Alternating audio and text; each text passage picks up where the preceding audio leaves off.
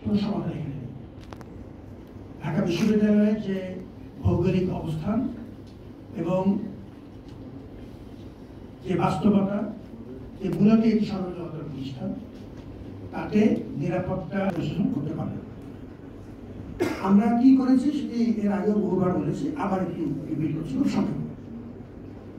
আইনশৃঙ্খলা রক্ষাকারী বাহিনীগুলোর সাথে আমাদের প্রক্টর অফিসের সমন্বয়ে আমি সাধারণত লম্বাচড়ার কথা বলি না, আদালত করি প্রতিদিন প্রতিদিন।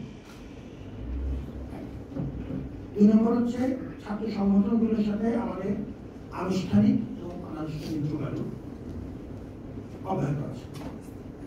সাংবাদিকদের সাথে ব্যক্তিগত পর্যায়ে এবং কোনো কোনো ক্ষেত্রে আমাদের অ্যাজ এ কালেক্টিভ যোগাযোগ প্রতিদিন একাধিকবার চেষ্টা করে যাচ্ছে। 100% প্রুভেবল কন্ডিশন, এটি সবার দায়। এই আয়োজনটি করার দায় আপনার যদ্দূর আমার। সবাই চাচ্ছে দেখেই সাহস করে পথে নিচ্ছে, সবাই চাচ্ছে দেখে এই সাহসটি বুকের মধ্যে ধারণ করছে। আপনি আমার হাত ধরে আছেন দেখেই এই জায়গায় আছে।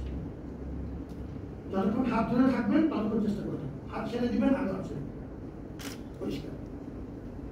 এটাই হচ্ছে আমার যে কোনো পরামর্শ দিবেন সেটা মেনে চলার চেষ্টা করছি, প্রতিনিয়ত চেষ্টা করছি।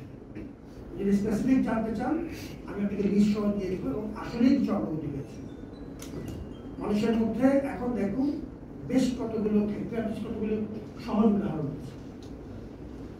বিভিন্ন ছাত্র সংগঠনগুলো মিছিল করছে পাশাপাশি থাকে, এমনকি একই উপলক্ষে একাধিক ছাত্র সংগঠন মিছিল